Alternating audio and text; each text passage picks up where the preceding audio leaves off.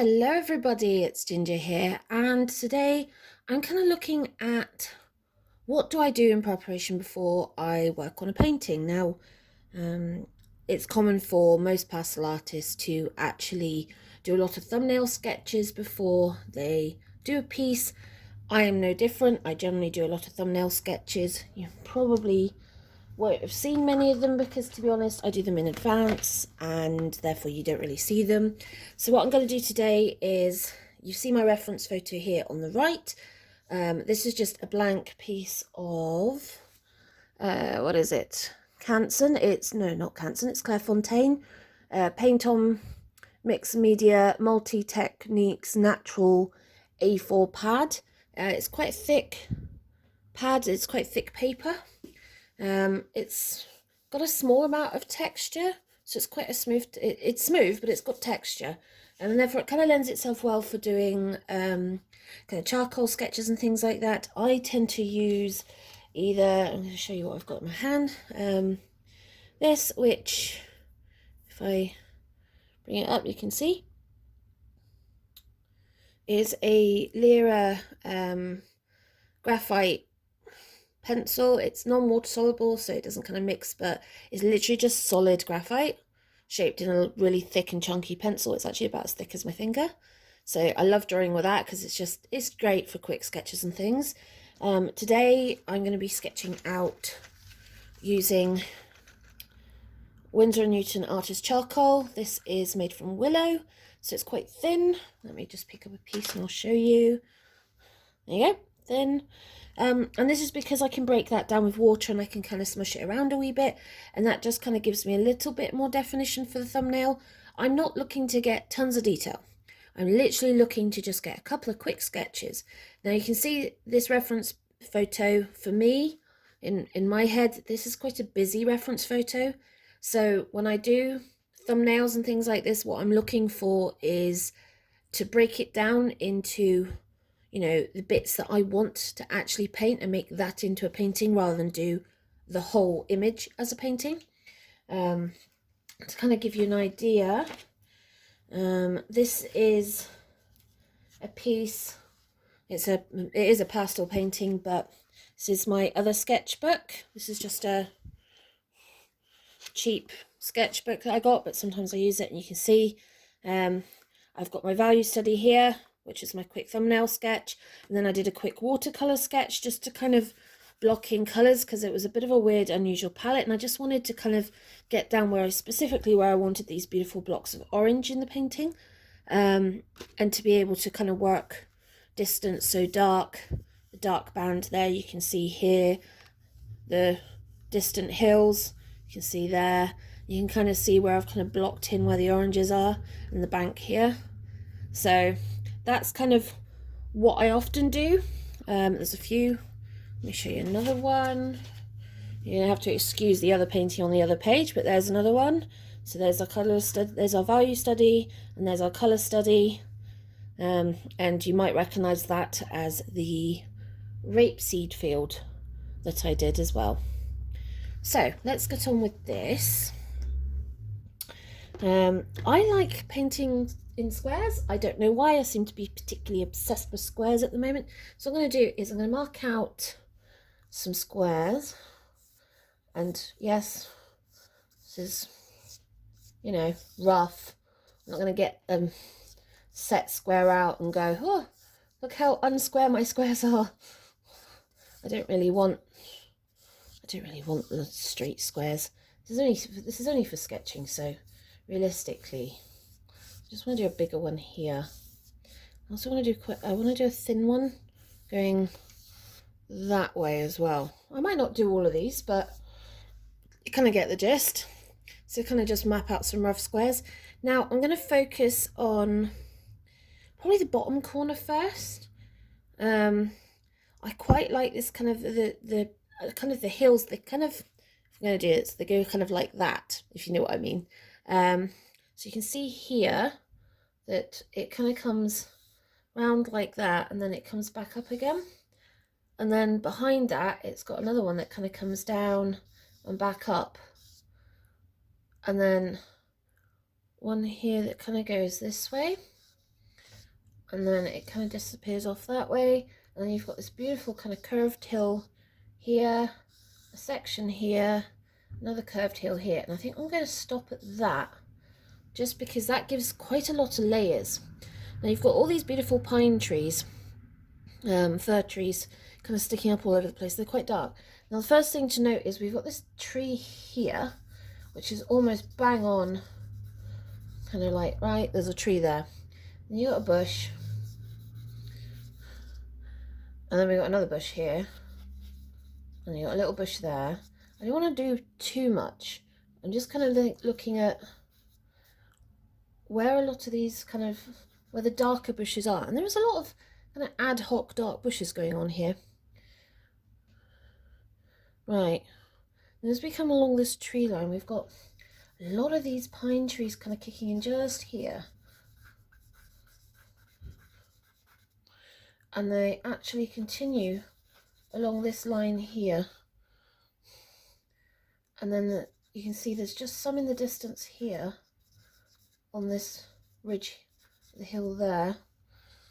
And you can also see that there's a lot of just really obvious pines here on this tree, this hill here, coming down. And it kind of looks like that, realistically. You can see it's kind of dark in the middle. I'm just going to use a little bit of water on my paintbrush. Right. So foreground is darker than background. Okay, so distance means that it's generally lighter, it's generally cooler. Foreground tends to be, I'm not going to say darker because that's not the right terminology, but definitely more vibrant and more saturated, and often tend to be more warmer. Now you can see that in this reference image, is that certainly along this bank here, I'm just going to totally mess this up by doing this. It's actually cooler, but it's also kind of more dull along that tree line there, where it's cooled off a bit. Now you can see it is, there's like tiny little trees in the distance on this hill. I'm going to kind of smudge that little tree line out a little bit, just give that a little bit of distance. It's actually harder for me to see it is than you guys on the camera, because the light behind me is reflecting off this so badly. All right, and then you've got this one here, which is our immediate foreground. I'm going to make this a little bit darker. Somehow I've got cat hair on my brush again. I wonder how that happened. Thankfully she's actually asleep. Yeah, she's asleep behind me on the bench. And then I think what I'm going to do is just give this a little bit of tone. Not much, just a little bit. There. Right. So it doesn't look like much, but what it's telling me is it's giving me where the values are, which is really important in the painting to be able to say, right, where is everything? Now, that's like a condensed version of the whole image we've got here as the reference image. So now I'm just going to focus on one tiny little section. So what should we focus on? We're going to go back to this corner with this tree. So, first thing we've got is the tree's really low down. So we're going to go, right, here's our tree. This is this tree in the bottom corner. Well, it's actually two trees, isn't it? Pay attention, girl. Right, two trees. Correct. Then we go up and down. Well, that's all you've got. Then behind, we've got a tiny little cut come down, and we've got another bush. We've got a bush here.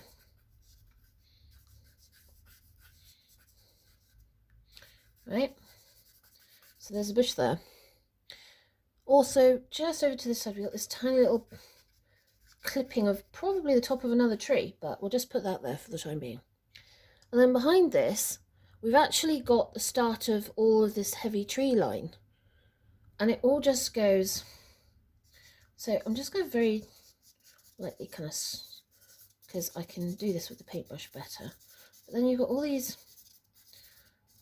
trees actually, which are at the kind of along the edge of this next hill. So you can't actually see this next hill, but what I'm going to do is I'm going to pretend that that bit there's sky and this is our background. So you've got our immediate foreground trees, right? That's these two here. You've got our bush, and then you've got the top of a tree there. So let's just add a bit of water. Right. So what I want to do is I'm going to kind of point this a wee bit because it's pine trees. They're pointy.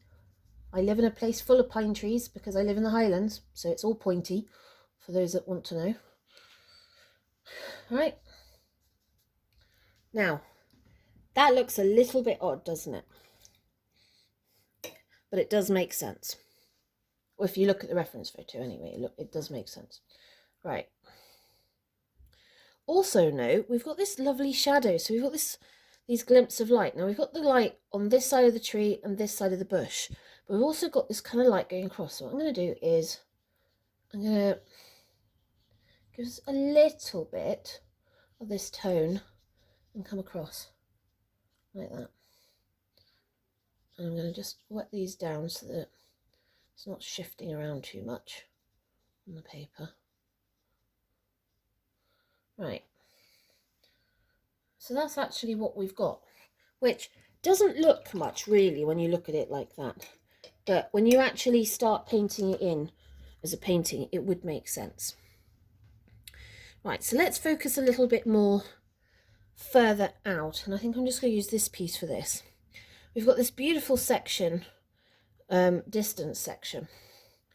So what I might do is, we've got the curve coming down, and we've got all these trees.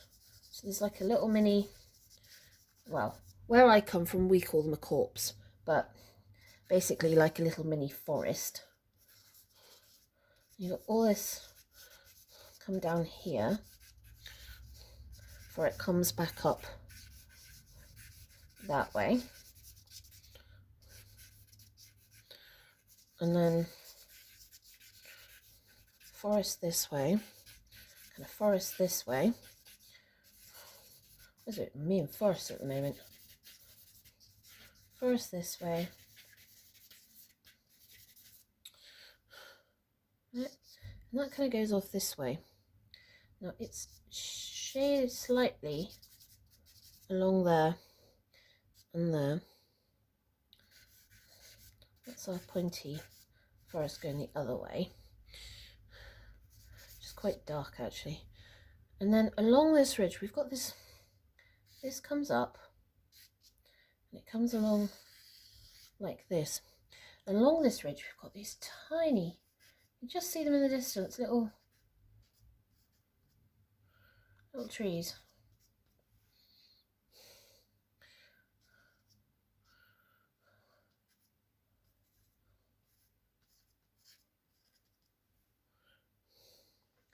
And then behind that you've got another hill going down like that.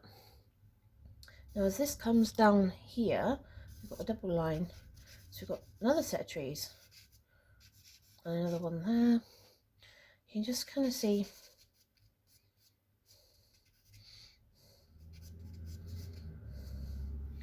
so weirdly enough that's kind of what it looks like, but we're just focusing in on that tiny little section there. So I'm gonna just give these trees a bit more grounding, and this section here.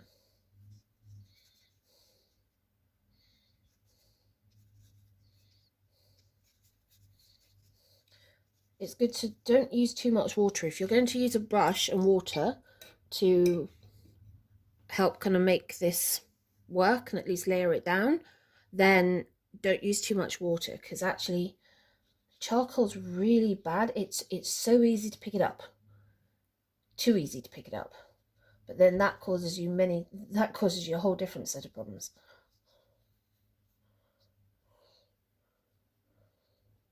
Now this, I'm just going to turn this out so you can see that that's another hill behind.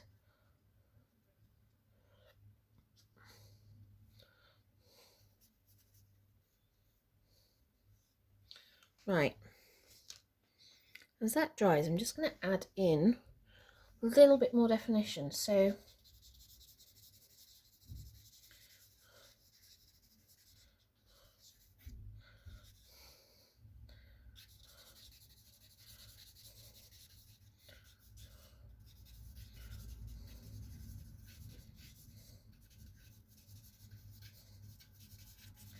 you can see here that that's that.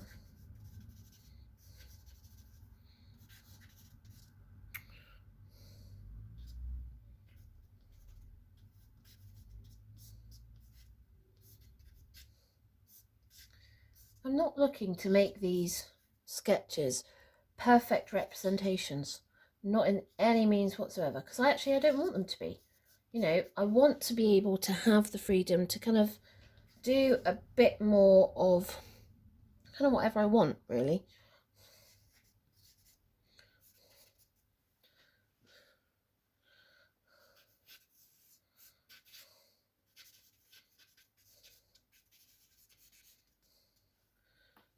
So you can see here we've got our double lines. So there's our hill there. Didn't really want it touching this top section, because when it touches the top line you kind of break the belief, but I can always bring that down if I was doing this as a painting.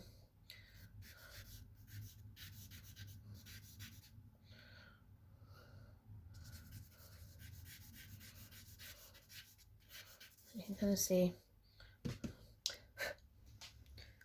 So that's kind of what you've got there. So we've got the corner of our tree line coming down from the hill on the right, and then we've got our sweep of the hill going up this way, but we've also got our bottom tree line cutting across this way as well.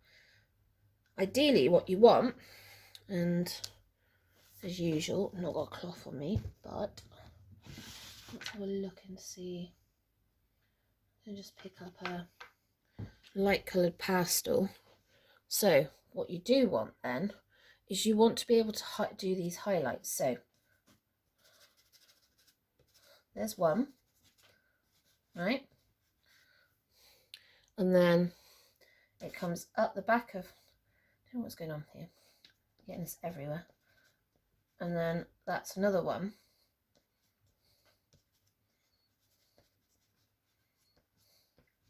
Just kind of join onto that one there. Okay, so this is the sun coming down the rest of this hill. Now you can't really see it any other way, but it does actually cut down like that. And of course up here,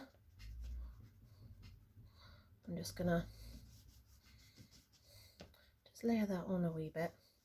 I'm also going to correct this hill because it's annoying me. Just make my box a bit bigger. That'll solve the problem. There you go. Right. So you can see this comes down, and this is where the sunlight is, behind here. Going this way.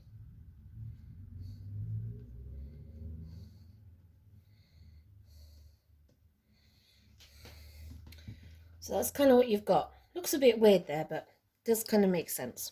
Right. What else can we pick out from this reference photo?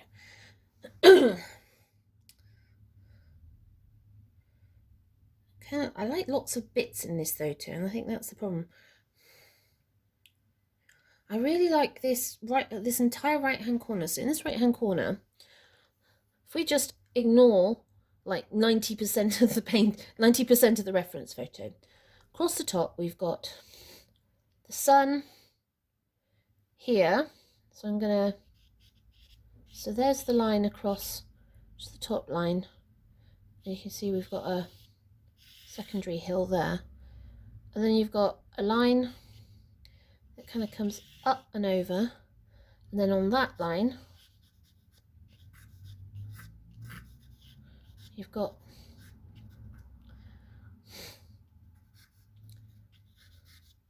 all these little tree shapes. That's all of the pine trees that are just kind of lining the edge of that hill. And then we've got kind of like a bank of fog. So I'm just going to kind of do that. And then what we then have is, I'm going to start lower down because that will give me my line, but going down that way, we then have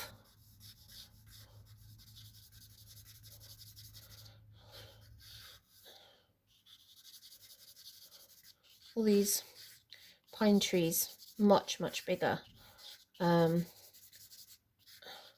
this tree, this hill that cuts in front.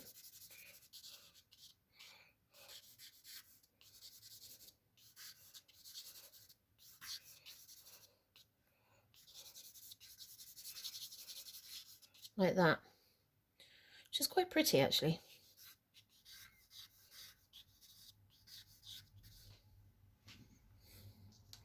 So then you've got this. Now, if I follow this through, we've got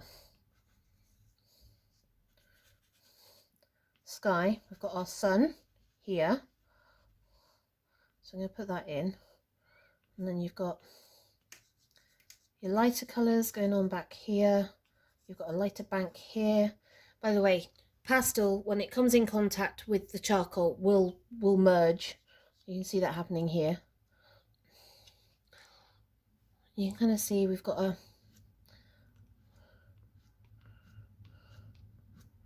almost like the light's only on this side, which it kind of is, kind of isn't. And then obviously we've got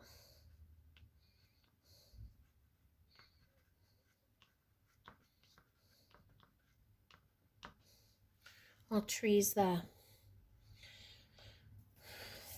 So that makes quite an interesting composition because there's not a lot going on really, but actually you've got this very vertical composition. You've got very obvious dark, very, well, it's not just saturated, but also is very dark foreground. And then you have this beautiful kind of background as we fade into the distance, and it kind of meets the classic rules of painting, is that in this reference image, the hills further away, which don't have any trees on, are very light, very cool toned. You can see purples in there, violets. The light itself from the sky and from the sun is actually a very cool kind of yellow colour. And then as we hit the first tree line, we get our first start of our kind of warm colours coming in. It's still pale, it's still not saturated because it's in the distance, but we start getting our warm colour in. And then as we hit the trees, we start getting our more saturated yellows and yellow greens in. And then we get our darker greens in front of that as we come to the trees that are really closest to us. So it actually provides, it might be a tiny slither, just this section is a tiny slither, but it does actually provide us with quite a lot going on when you start to actually get down and drill down and investigate. Now, what should we do for our last little square? I think what I'll do is I'm just going to pick a random section in the middle of this reference photo. So I've got a hill coming down like that. And in the middle of this, I've got this weird shaped round bush and this weird shaped round bush here. And then I've got another weird shaped round bush here. And then I've just got all these little ones here. So I've got all this going on here, and we're just going to kind of follow the tree line along to this, to here. So doesn't look overly exciting, does it? Then what we do is we've got all this background stuff here. And then what I'm going to do is, just looking at this, it does look a little messy, admittedly. But this is all, you know what it is with pine trees, right? So yes, this is dark in the middle ground. These weird bushes here. And then there's another one here.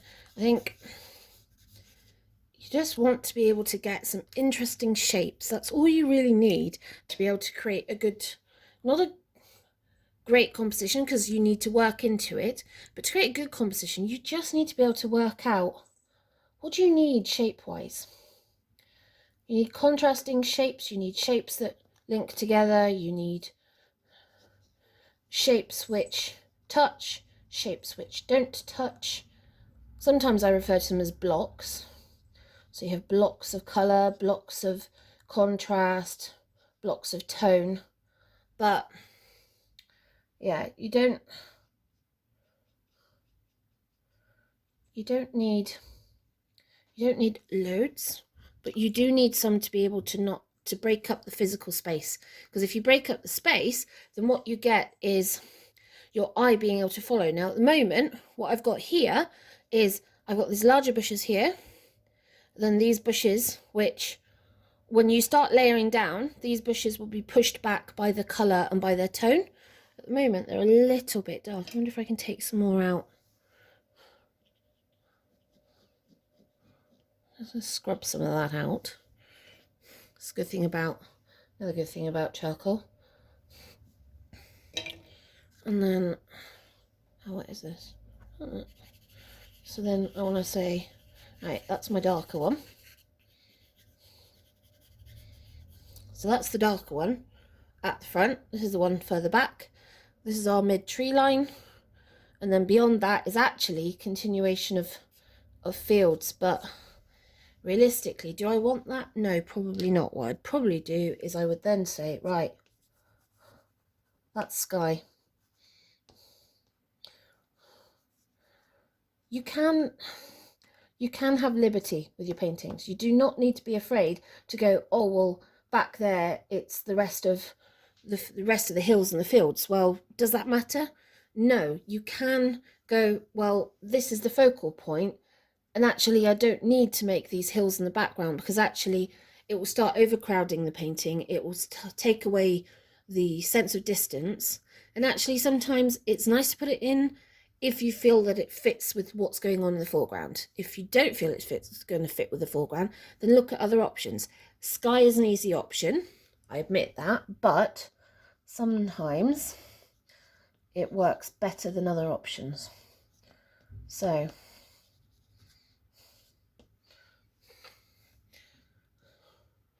right, so there we go. We've got our main one that's kind of like a condensed version of what you see in the reference photo. So we've got our different hills, we've got our main one with the tree line on, the tree line cutting across on the lower hill. You've got these beautiful kind of up and down rolly bits in the hill that's directly in the foreground, along with its tree. I lost the tree a wee bit here, so let's put the tree back in. Come here, tree. And there you go, that's a bit better. Then we've got a kind of closer version of the tree, the bush, and the two sets of hills behind. And this is where we have no sky, so this is taking this into the tree line and then into the hills beyond, so you don't actually see the sky. This is more of a generalized one of more of the kind of right hand side of the painting, focusing on this tree line, and then where we've got corps of trees coming down, which meets this tree line going up here, which is where the second hill kind of comes down and joins. And then we've got the tree line across the bottom, which you can see. And then in the background, we've got the rise and beautiful curve of this hill that's being hit by the sunlight. And you've got all these little trees dotting the top of this hill, which are quite pretty. And then you've got a faded hill, the continuation of the hill, the foggy hill going into the background and a bit of sky. And then we've got our little vertical slice, which is directly from the right hand side of the reference photo with the sun on our background, and then our main tree line, our second middle ground coming into foreground, and then our main tree line at the bottom.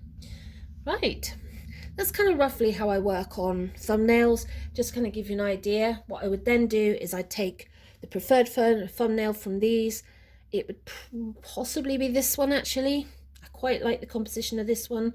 I quite like this one, and I quite like this one, but I'm kind of more attracted to this slice. And then I would do watercolor study, and then I'd go on to do my main painting.